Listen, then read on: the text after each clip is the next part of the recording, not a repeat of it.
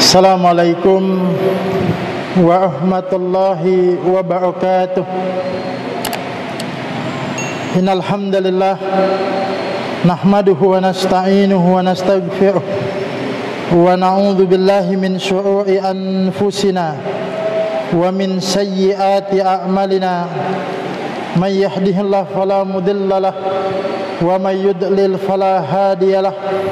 Asyhadu an la ilaha illallah wahdahu la syarika lah wa asyhadu anna Muhammadan abduhu wa rasuluhu la nabiyya ba'dah. Allahumma salli wa sallim ala nabiyyina Muhammadin wa ala alihi wa ashabihi wa man tabi'ahum bi ihsanin ila yaumiddin, amma ba'd. Alhamdulillah, jamaah yang dimuliakan oleh Allah Subhanahu wa taala, bersyukur kita kepada Allah pada kesempatan malam ini kita dapat kembali melanjutkan pengajian kita. Semoga duduk kita di majelis ilmu ini menjadi duduk yang diberkahi oleh Allah Subhanahu wa taala, dicatat sebagai kebaikan dan amal saleh yang akan mengisi timbangan pahala kita di akhirat kelak. Salawat dan salam semoga senantiasa dilimpah curahkan kepada Nabi kita, Nabi Muhammad sallallahu alaihi wasallam, keluarga, sahabat dan pengikut-pengikut beliau, umat-umat beliau yang tetap istiqamah, dan semoga kita termasuk di antara umat-umat beliau yang mendapatkan keteguhan dan keistiqamahan tersebut. Jamaah yang dimuliakan oleh Allah Subhanahu wa taala, kita melanjutkan pembahasan kita pada pekan yang lalu, yakni masih membahas makna dan kandungan di balik doa istiftah atau doa iftitah. Kalau pada pekan yang lalu kita membahas salah satu jenis doa iftitah yang disebutkan di dalam hadis, yakni Allahu akbar kabira walhamdulillahi katsira wa subhanallahi bukratan wa asila. Maka pada kesempatan malam ini kita akan membahas satu lagi dari jenis doa iftitah yang juga banyak di antara kita membacanya di samping doa Allahu akbar kabira tadi, yakni sebuah doa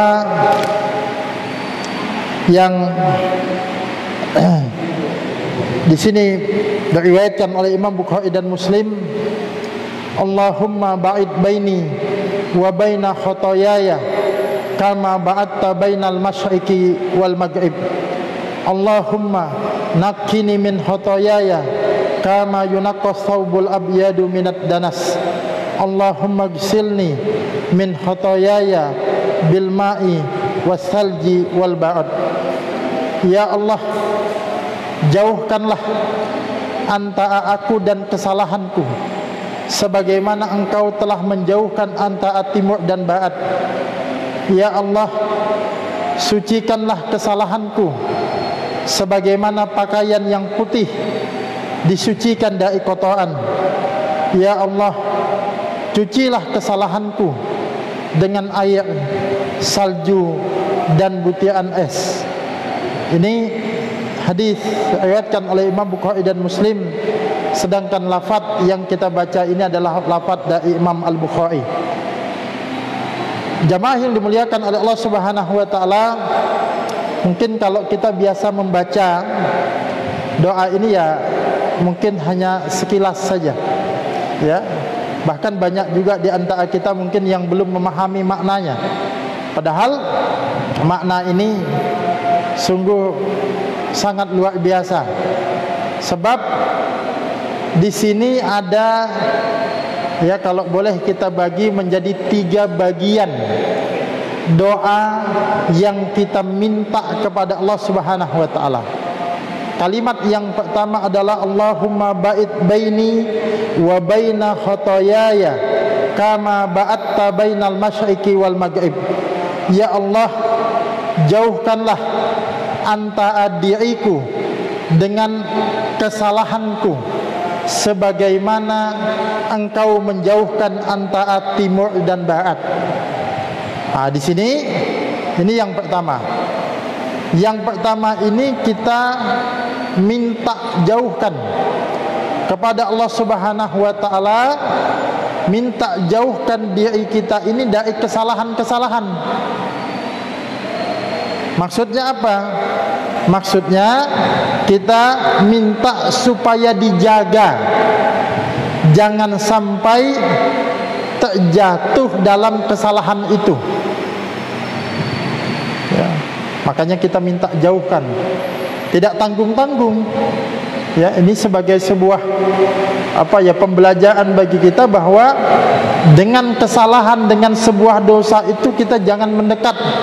Makanya kita minta kepada Allah Subhanahu wa taala, ya, minta jauhkan itu kama ba'atta bainal masyriqi wal maghrib, sebagaimana engkau telah menjauhkan antara timur dan barat.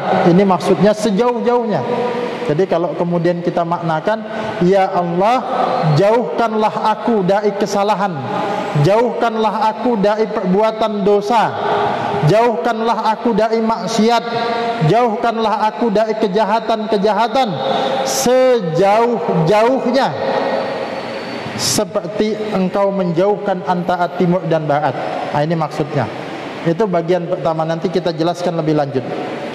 Kemudian kalimat yang kedua adalah kita memohon kepada Allah Subhanahu wa taala, Allahumma nakkini min khotoyaya kama yunaqqas saubul abyadu minad danas. Ya Allah, sucikanlah kesalahanku sebagaimana pakaian yang putih disucikan dari kotoran. Nah, kalau yang kedua ini kita memohon disucikan dari kesalahan yang sudah terlanjur kita lakukan. Kalau yang pertama tadi kita minta kepada Allah Subhanahu wa taala supaya apa? Supaya dijaga, supaya kita jangan sampai melakukan sebuah kesalahan.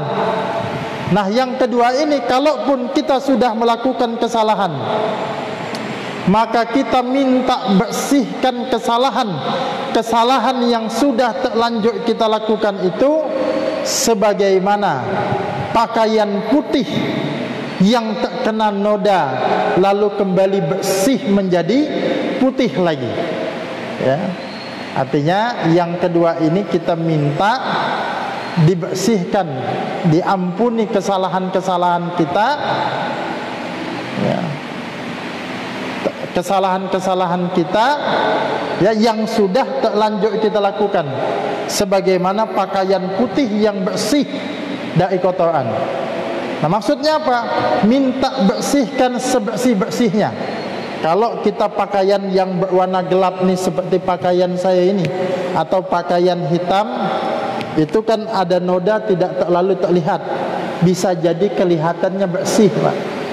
Oh, kelihatannya bersih, tidak ada noda. Bisa jadi ada nodanya, tidak kelihatan. Tapi kalau pakaian putih, itu mudah sekali terdeteksi dosa, kotorannya.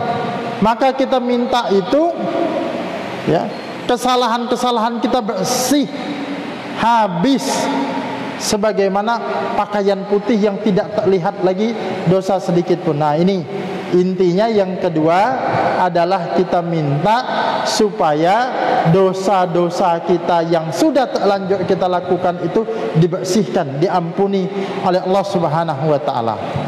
Kemudian yang ketiga, bagian yang ketiga, di sini ada kalimat Allahumma gsilni min khotoyaya bil ma'i wasalji wal barad. Ya Allah, cucilah kesalahan-kesalahanku dengan air, dengan salju, dan dengan butiran es. Maksudnya apa?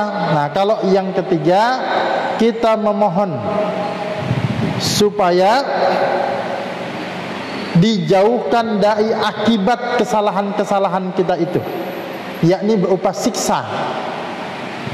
yaitu supaya siksa itu dipadamkan, ya, dengan air.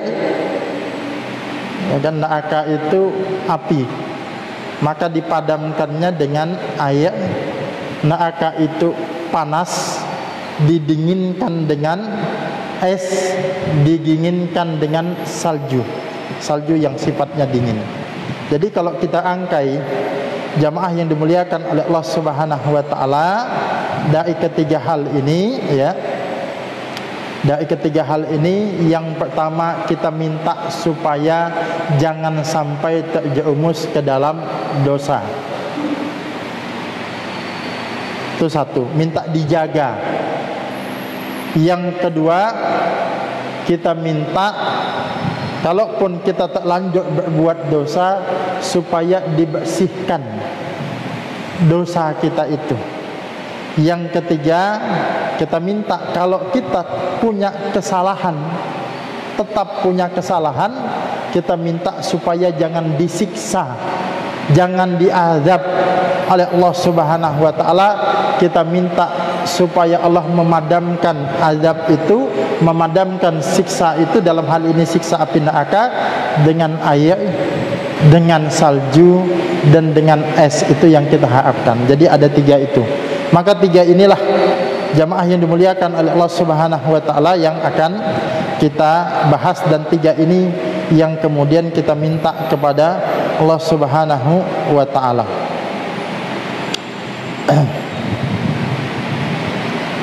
Kita bahas kemudian ya satu persatu, dan ya permohonan yang berulang, yang berlapis semacam ini juga itu banyak dicontohkan di dalam kalimat-kalimat yang lain. Misalnya kalau kita ingat di dalam surah Al-Baqarah ayat 286 itu yang biasa kita baca juga, wa'fu anna waghfir lana warhamna. Ya Allah, maafkanlah kami. Ya Allah, ampunilah kami. Ya, ya Allah, maafkan kesalahan kami. Kita minta lagi, ya Allah, ya, ampuni kami, warhamna, dan sayangilah kami. Jadi ada tiga permintaan. Begitu juga di dalam doa iftitah ini ada tiga permintaan juga yang kita ulang tadi. Yang pertama adalah memohon dijauhkan dari kesalahan agar tidak terjatuh ke dalam dosa. Yang kedua, memohon disucikan, dibersihkan dari kesalahan yang sudah terlanjur kita lakukan. Yang ketiga, memohon agar ditambah kesucian berupa dibersihkan dari akibat kesalahan itu, yakni siksa tadi, ya. Nah, kita bahas satu persatu. Yang pertama, jamaah yang dimuliakan oleh Allah Subhanahu wa taala, yakni memohon dijauhkan dari kesalahan agar tidak terjerumus ke dalam dosa. Yakni pada doa tadi, Allahumma ba'id baini wa baina khotoyaya kama ba'atta bainal masyriqi wal maghrib. Ya Allah, jauhkanlah antara aku dan kesalahanku sebagaimana Engkau telah menjauhkan antara timur dan barat. Nah, di sini ada beberapa penjelasan, ya.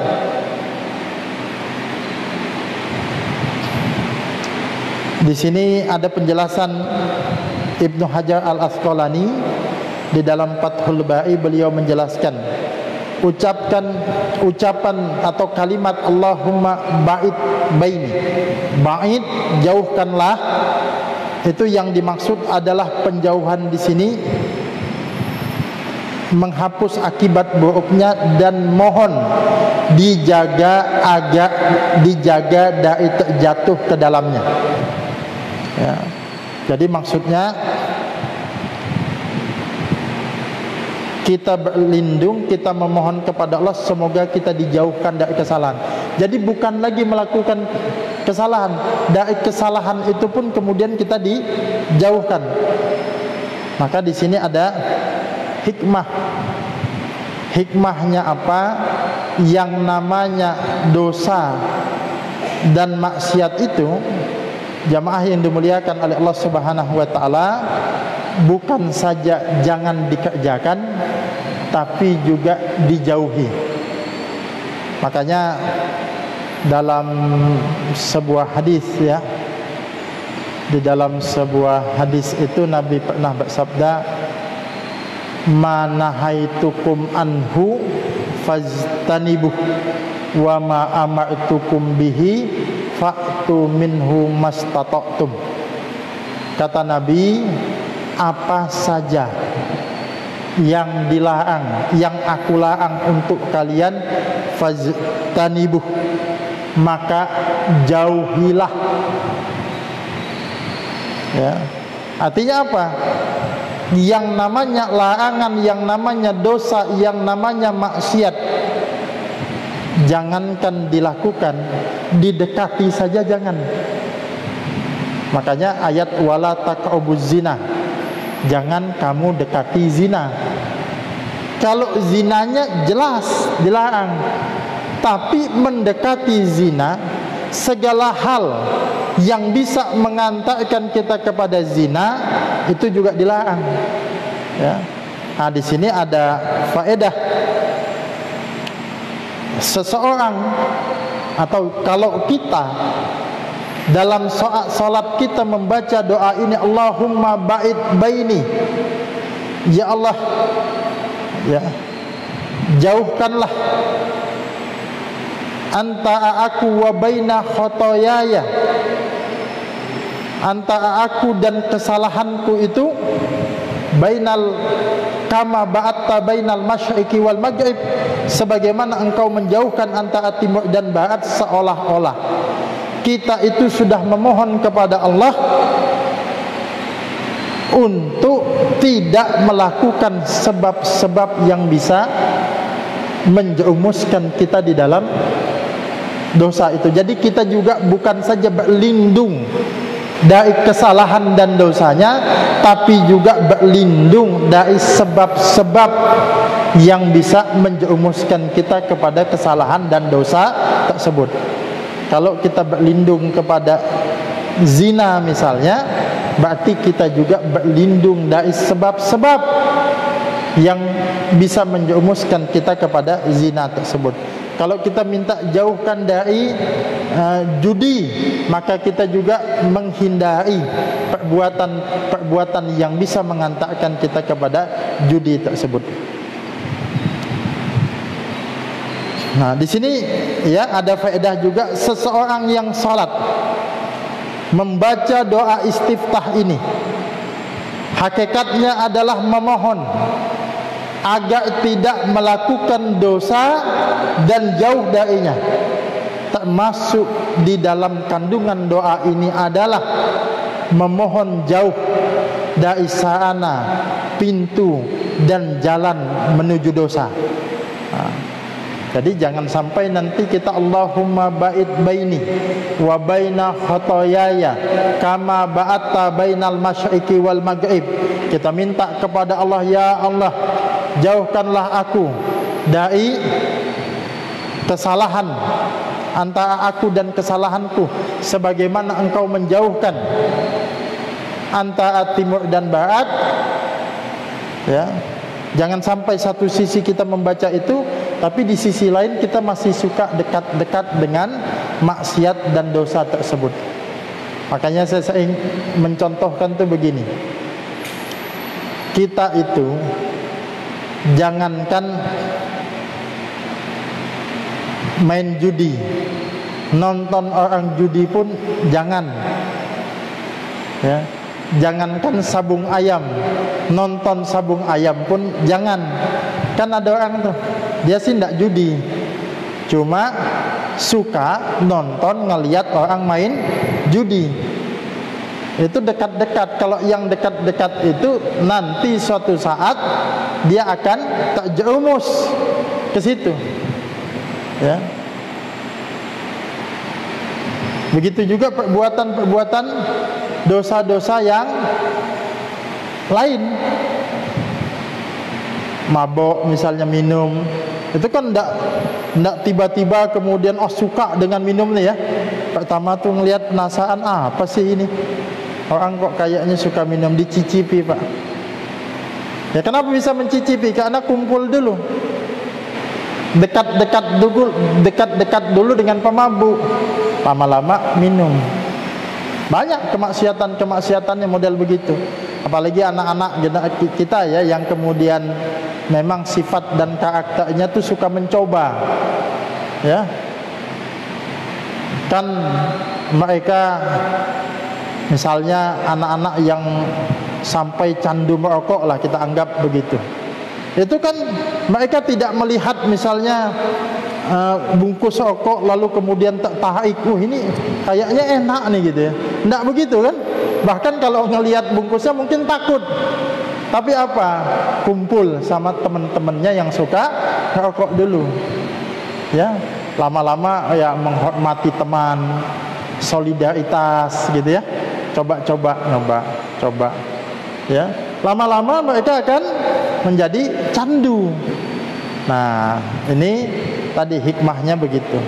Nah, adapun di sini ya, tadi kita sudah menyebutkan penjelasan Ibnu Hajar bahwa yang dimaksudkan Allahumma ba'id baini itu adalah jauhkan saya supaya tidak terjatuh ke dalam kesalahan itu.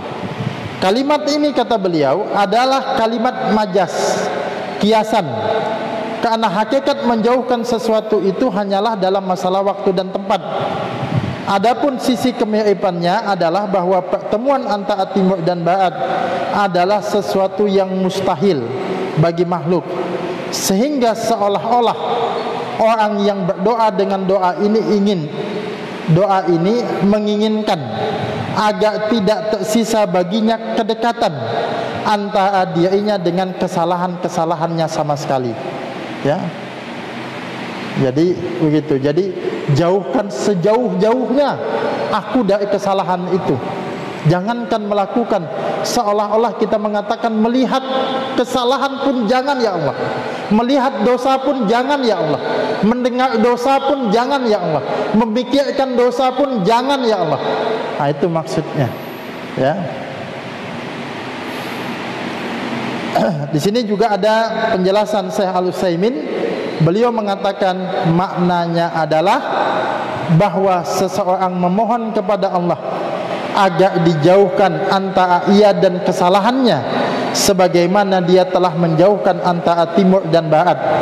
Dan penjauhan antara timur dan barat adalah ungkapan jarak terjauh yang biasa diungkapkan manusia, karena manusia mengungkapkan jarak terjauh antara dua hal dengan dua model ungkapan, yakni antara langit dan bumi atau antara timur dan barat. Jadi makna bainal masyriqi wal maghrib, antara timur dan barat itu untuk menggambarkan sejauh-jauhnya. Nah, jadi kita minta berlindung kepada Allah Subhanahu wa taala supaya kita dijauhkan, supaya kita dijaga dari dosa, maksiat dan kesalahan-kesalahan kita seperti jauhnya timur dan barat dengan sejauh-jauhnya. Nah, ini faedahnya. Jadi begitu ya. Jadi ketika kita membaca Allahumma ba'id baini wa baina khotoyaya kama ba'atta bainal masyriqi wal maghrib, seolah-olah ada di dalam hati kita, ya Allah, jauhkanlah aku dari dosa dan maksiat, jauhkanlah aku dari kesalahan-kesalahanku sejauh-jauhnya seperti jauhnya timur dan barat. Nah, itu makna ucapan kita. Tapi makna perbuatan kita, betul-betul kita menjauhi segala sarana yang bisa menjerumuskan kita di dalam kesalahan itu. Tadi wala taqrabu zina, ya, jangan dekati zina. Segala hal yang bisa mengantarkan zina itu kita jauhi. Yang kedua, ya, jamaah yang dimuliakan oleh Allah Subhanahu wa taala, adalah pada kalimat Allahumma nakkini min khotoyaya kama yunaqqas saubul abyadu minad danas. Ya Allah, sucikanlah kesalahanku sebagaimana pakaian yang putih disucikan dari kotoran. Nah, tadi kita sudah menjelaskan maknanya ini memohon disucikan dari kesalahan yang sudah terlanjur dilakukan. Kalau tadi yang belum terjadi, kita minta jauhkan. Bagaimana dengan kesalahan-kesalahan yang sudah terlanjur kita lakukan? Kita minta bersihkan, kita minta sucikan sesuci-sucinya, jangan ada sisa. Sebagaimana kotoran baju putih yang tadinya kotor lalu menjadi bersih kembali tanpa tersisa sedikit pun kotorannya. Maka Al-Hafidz Ibnu Hajar Al-Asqalani mengatakan makna nakini, makna sucikanlah, ini adalah kalimat majas atau kalimat kiasan untuk mengungkapkan hilangnya dosa-dosa dan terhapusnya dampak buruknya. Tatkala kotoran pada baju putih lebih tampak daripada kotoran pada baju warna lainnya, maka diserupakan penghapusan dosa di sini dengan baju putih. Jadi maksudnya seperti sudah kita jelaskan bahwa di dalam kalimat ini kita minta hapuskan dosa kita sehapus-hapusnya, minta sucikan sesuci-sucinya, minta bersihkan sebersih-bersihnya. Ya, mau noda yang sangat kotor atau noda-noda yang kecil, atau dari dosa-dosa besar maupun dosa-dosa kecil, kita minta bersihkan semuanya. Nah, kemudian Syekh Al-Utsaimin mengatakan, ya, beliau menjelaskan melanjutkan ya tadi penjelasan Ibnu Hajar, ya, sekarang kita nukilkan penjelasan Syekh Al-Utsaimin. Beliau mengatakan kalimat ini, kalimat tadi Allahumma nakini min khotoyaya kama yunaqqa saubul abyadu minad danas ini, kalimat ini menunjukkan bahwa yang dimaksud, ya, adalah kesalahan-kesalahan yang telah terlanjur terjadi. Kata beliau melanjutkan, yaitu sebagaimana pakaian putih yang dicuci jika terkena kotoran sehingga kembali putih bersih.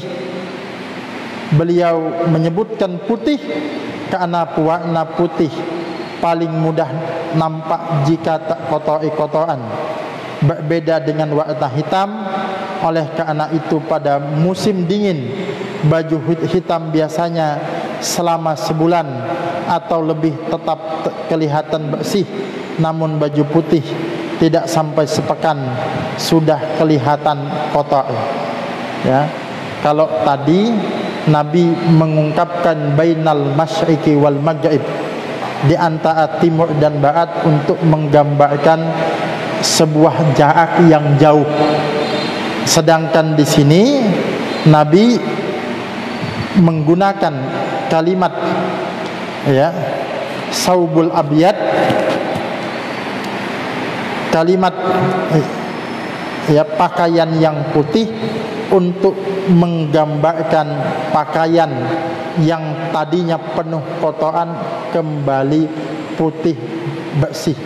Karena kalau sudah pakaian putih itu kelihatan bersih, dia betul-betul bersih. Kenapa? Putih itu mudah kelihatan kotoran. Tapi kalau kita lihat pakaian yang berwarna gelap lalu kita katakan bersih, itu bisa jadi dia belum tentu bersih. Nah, jadi kita minta kepada Allah Subhanahu wa taala, ya, di sini supaya kita disucikan dari kesalahan-kesalahan yang sudah terlanjur kita lakukan. Dan ini sudah jelas, ya, karena memang prinsipnya bahwa yang namanya anak Adam itu yang namanya manusia itu adalah tempat salah dan dosa. Makanya di dalam sebuah hadis kan disebutkan setiap anak Adam itu pasti berbuat salah, dan sebaik-baik yang berbuat salah adalah yang mau bertaubat kembali kepada Allah Subhanahu wa taala. Nah, jadi bahwa jadi kalau kita hubungkan dengan kalimat yang sebelumnya, yang pertama kita berusaha untuk tidak terjatuh ke dalam dosa dan kesalahan. Itu pertama, berusaha. Yang kedua, kalau sudah terlanjur, artinya ada kesalahan dan dosa, karena kita ini sebagai manusia tidak maksum, tidak suci dari kesalahan. Nah, kalau ada kesalahan yang kita terlanjur kita lakukan, kita minta supaya Allah mengampuninya, membersihkan sebersih-bersihnya. Ya. Ini jangan juga kemudian memaknakannya begini. Ya, manusia ini tempatnya salah dan dosa. Wajarlah manusia melakukan kesalahan dan dosa. Akhirnya itu menjadi pembenaran untuk dia melakukan dosa. Ya. Padahal yang namanya, kalau kita mengatakan setiap anak Adam itu punya salah, dan sebaik-baik yang punya kesalahan adalah yang mau bertobat, itu supaya mendorong kita tidak pesimis. Manusia itu punya salah supaya dia minta maaf atas kesalahan-kesalahannya. Jangan sampai menjadi pembenaran. Ya, namanya juga manusia, ya berbuat salah, ya wajarlah kalau saya berbuat salah, sehingga kesalahan itu diulang dan diulang lagi. Ini tentu tidak tepat. Nah, sehingga tadi kita katakan, pertama kita sekuat tenaga dulu berusaha untuk tidak terjerumus ke dalam dosa. Berusaha dulu, jangan juga dosa itu disengaja. Allah itu kan maha penerima taubat, Allah itu kan maha pengampun, dah apa berbuat salah aja, yang penting nanti kan diampuni. Jangan juga begitu. Berusaha dulu tidak berbuat kesalahan, berusaha dulu menjauhi kesalahan. Nah, pasti ada, karena namanya manusia, di antara kesalahan-kesalahan itu yang tidak bisa kita hindari.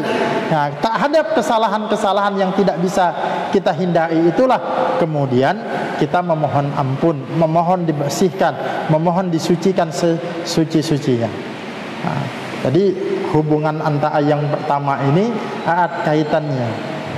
Yang pertama adalah kita berusaha sekuat tenaga untuk tidak melakukan kesalahan, tidak terjerumus ke dalam kesalahan. Yang kedua adalah apabila ada kesalahan-kesalahan yang kita lakukan, cepat kita minta sucikan. Ya, jangan sampai kemudian seperti baju itu kalau sudah terlanjur pekat kotorannya itu, itu biasanya susah. Ya, jangan sampai terlalu banyak, sucikan kesalahannya. Dan ini kalau kita hubungkan juga jamaah yang dimuliakan oleh Allah Subhanahu wa taala dengan sebuah hadis Rasulullah sallallahu alaihi wasallam, ini masih ada hubungannya ya, walaupun tidak secara langsung. Di dalam sebuah hadis Nabi sallallahu alaihi wasallam itu bersabda, ittaqillaha haitsu ma kunta. Bertakwalah kalian kepada Allah dimanapun kalian berada. Wa'at bi'is sayyi'atal hasanata tamhuha. Dan inilah setiap kesalahan-kesalahan kita itu dengan kebaikan, niscaya kebaikan itu dapat menghapus, dapat membersihkan dosa-dosa yang pernah kita lakukan. Jadi begini, ittaqillaha haitsu ma kunta, bertakwalah kepada Allah dimanapun kalian berada. Di antara maknanya adalah jangan pernah berbuat dosa, atau jangan sampai kita berbuat dosa dimanapun kita bertakwa kita kepada Allah. Jangan dekati dosa-dosa itu. Tapi orang bertakwa itu bukanlah orang yang tidak pernah melakukan kesalahan sama sekali. Seandainya kita melakukan kesalahan, maka cepat sucikan diri kita. Bagaimana mensucikan diri kita dari kesalahan tadi? Wa'at bi'isai'atal hasanata tamhuha. Ya inilah setiap keburukan, setiap kejelekan, setiap dosa yang pernah kita lakukan itu dengan kebaikan-kebaikan. Niscaya kebaikan-kebaikan itu dapat menghapuskan kesalahan-kesalahan kita.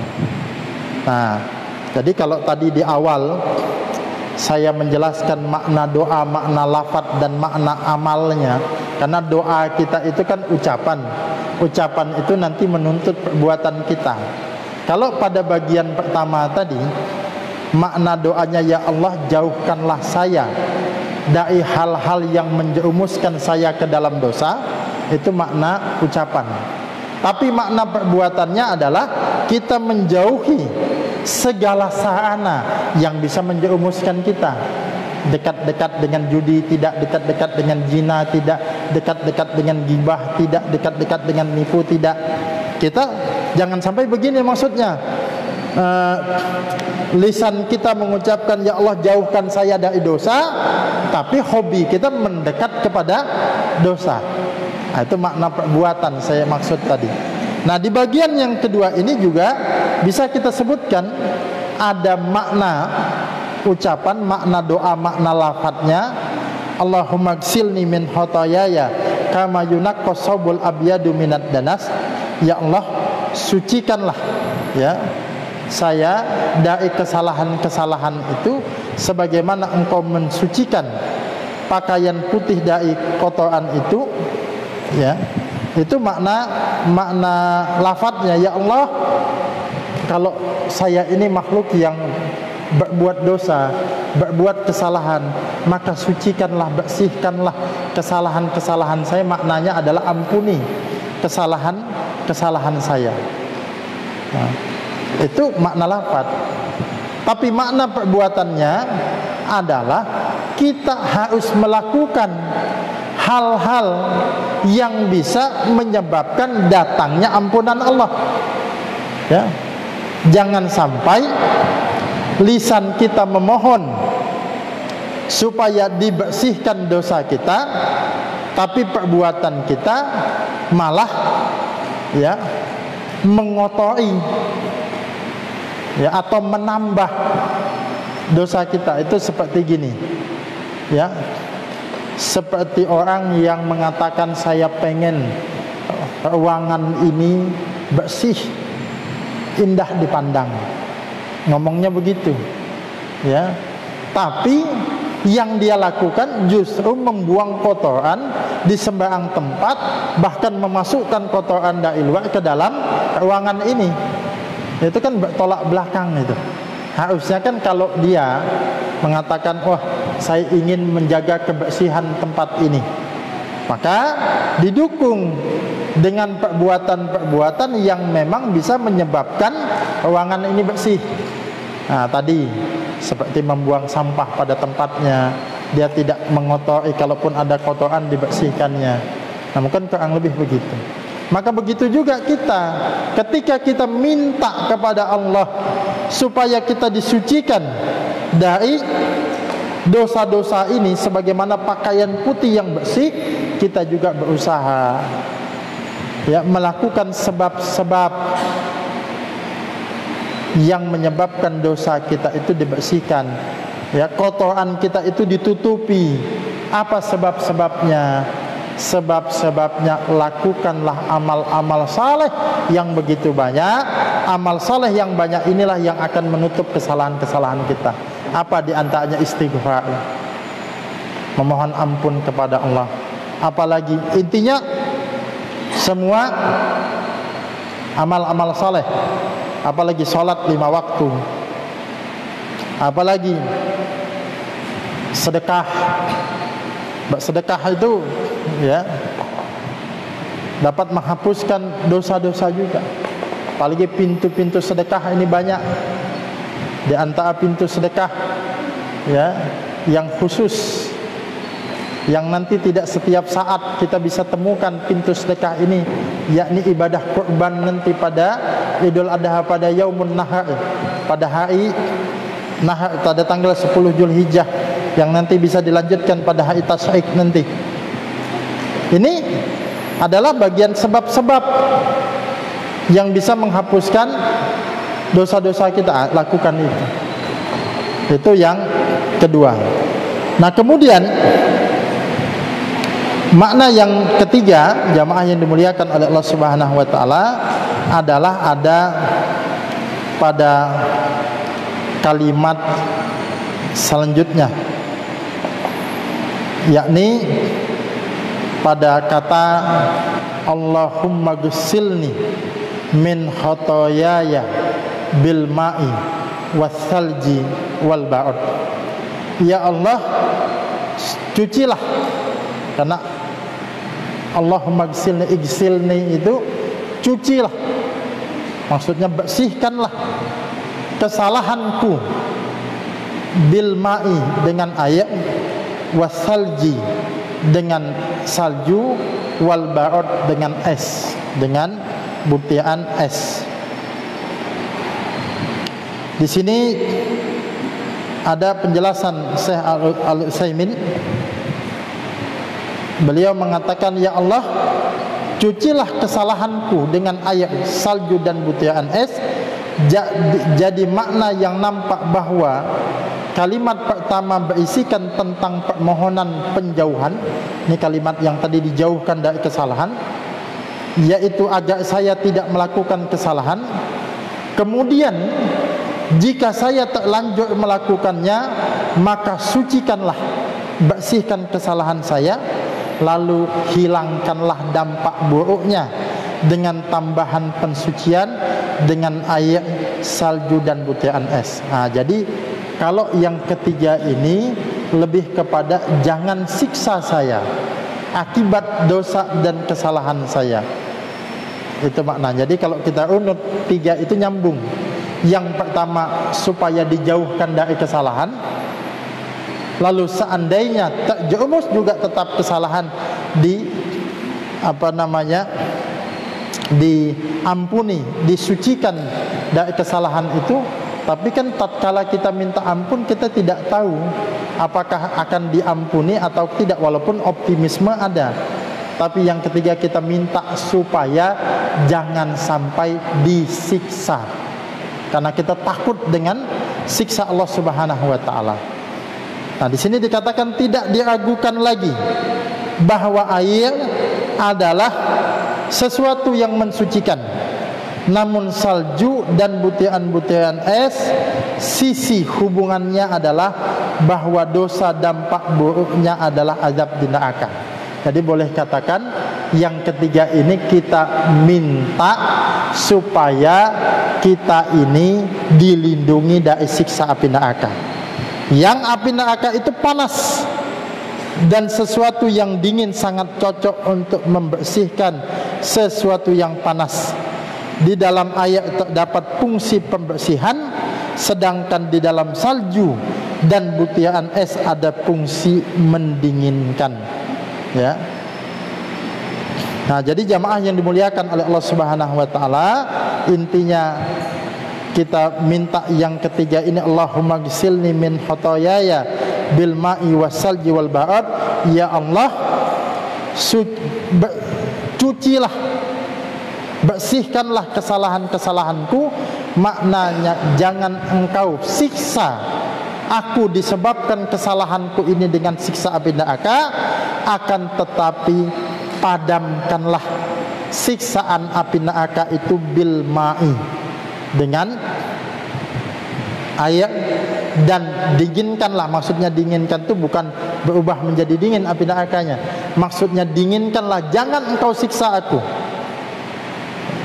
gantilah siksa yang panas itu wassalji wal ba'ud, dengan kenikmatan yang sejuk, dengan kenikmatan yang dingin, sebagaimana sejuk dan dinginnya salju dan butiran es.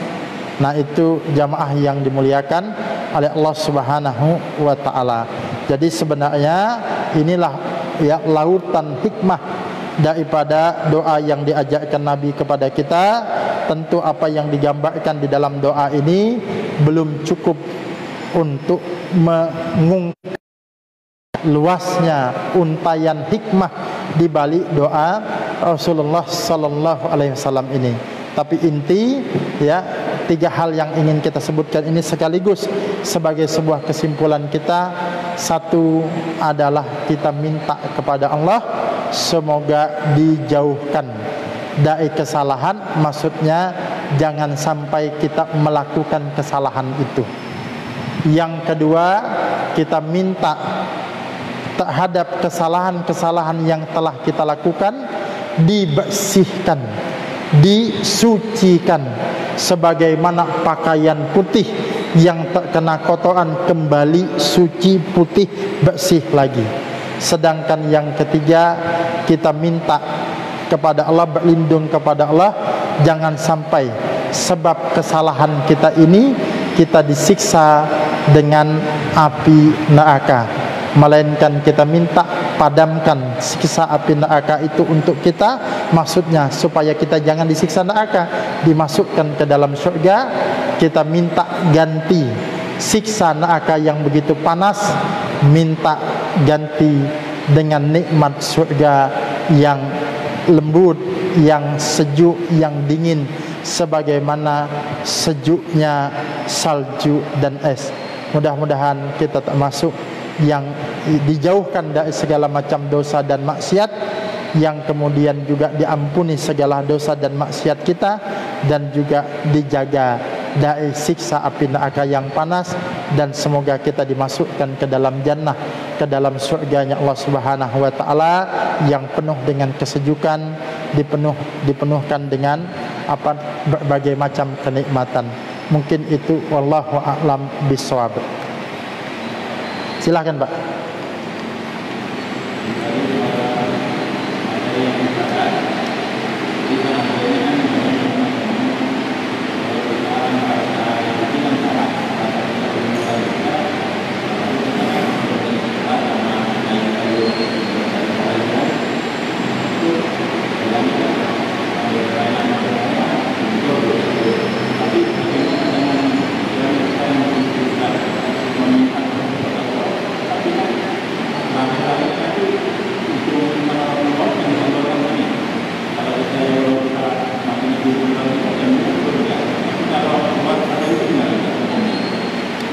Saya kurang jelas tadi Pak, matikan Gus.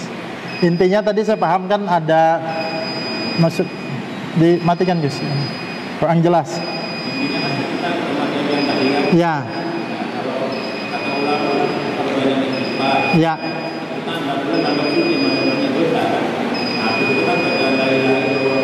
Ya.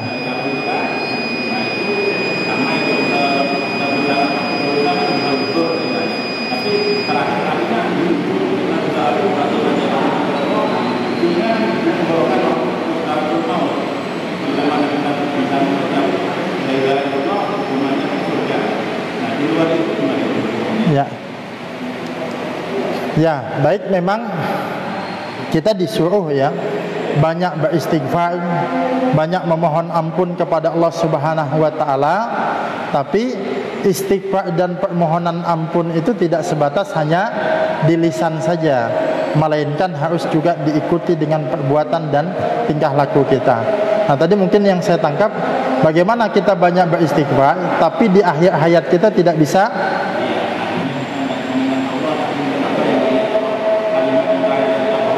ya. Ya, baik. Nah, jadi begini, hadis yang menyebutkan bahwa man akhiru kalamihi la ilaha illallah dakhalal jannah, itu barang siapa yang akhir ucapannya la ilaha illallah dia akan masuk surga. Itu adalah sebuah tanda, sebuah sifat yang namanya keutamaan. Jadi kalau orang melakukan itu, insya Allah ini tanda husnul khotimah. Tapi kalau kita tidak melihat ada yang mengucapkan itu, bukan berarti kesimpulan sebaliknya pasti su'ul khotimah, belum tentu. Nah, cuma kita tidak melihat tanda-tandanya. Nah, lalu bagaimana kalau seandainya di ujung hidup kita yang kita pikirkan yang lain? Nah, inilah yang menjadi isyarat kepada kita bahwa kita itu harus istiqamah sepanjang hayat kita. Jangan ada satu detik pun boleh kita katakan, atau sesaat pun kita tak lena. Jangan kita nganggap, tadi pagi saya banyak istighfar sudah, ini istirahat dululah. Nah, maksudnya kita tidak tahu ajal kita kapan. Kita berusaha semaksimal mungkin. Kita berharap supaya semakin banyak kita melakukan istighfar, mengucapkan la ilaha illallah, semakin besar kemungkinan kita mati dalam keadaan mengucapkan la ilaha illallah. Karena nanti yang menentukan itu adalah akhirnya. Ya. Jadi intinya, kalau bisa mengucapkan la ilaha illallah tanda husnul khotimah, tapi kalau tidak terlihat tandanya, bukan berarti maknanya adalah sebaliknya. Ya, su'ul khotimah, belum tentu. Tapi belum ada tanda, intinya dia akan dihisab berdasarkan amal dan perbuatannya. Mungkin itu Pak. Allah a'lam bishawab. Silakan Pak, satu lagi. Ya.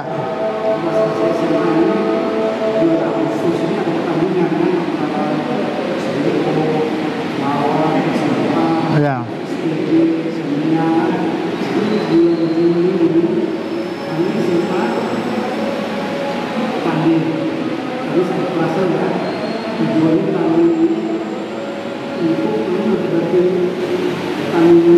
Ya, yang lebih besar. Ya, ya.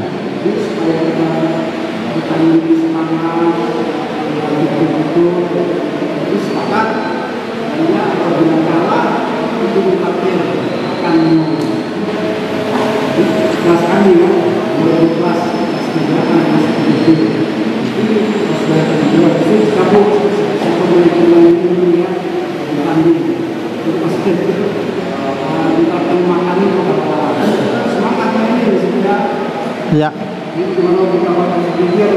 Ya. Wallahu a'lam ya. Saya belum bisa merinci, tapi intinya, nah ini masih ada celah di situ, kebolehannya selama ya yang bertanding itu, yang bertaruh itu adalah yang pihak yang terlibat. Makanya kan pernah dalam ayat adalah bergulat. Nabi kemudian bergulat, bahkan pertaruhannya kan yang kalah itu nanti yang orang kalah itu masuk Islam kan. Nah, makanya diperbolehkan, itu kan sifatnya perlombaan. Ya. Jadi perlombaan di dalam fikih itu perlombaan yang sifatnya ada ketangkasannya, ya, itu diperbolehkan di situ. Tapi kalau yang kemudian bertaruh ini di luar yang bertanding itu tidak boleh. Ya. Tanding itu kemudian tidak boleh. Nah, jadi di sini ada unsur perlombaan, ada ketangkasan dan ada manfaatnya. Tapi kalau sesuatu yang tidak ada manfaatnya, makanya pacuan kuda kan boleh selama yang kemudian berkuda itu yang nanti berlomba. Makanya Syekh Al-Utsaimin itu pernah ditanya bagaimana dengan lomba burung. Ya, kata Syekh Al-Utsaimin, kenapa memanah kuda itu diperlombakan? Karena memang itu untuk ketangkasan berperang.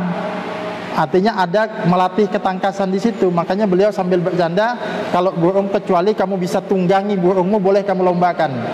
Nah, kalau enggak boleh kan gitu. Maksudnya apa? Maksudnya kalau ada yang masih kaitannya dengan yang berlaku ini, ada ketangkasan di dalamnya, maka hal semacam itu dibolehkan, ya. Tapi kalau misalnya berlomba bertaruh main biliar, ya, kemudian bertaruh main kartu, maka hal itu tidak boleh karena tidak ada ketangkasan di dalam situ. Ya, itu penjelasan Allah a'lam bishawab. Mungkin kita cukupkan di sini dulu, ya. Kita tutup. Subhanakallahumma wa bihamdika asyhadu an la ilaha illa anta astaghfiruka wa atubu ilaik. Sekian, assalamualaikum warahmatullahi wabarakatuh.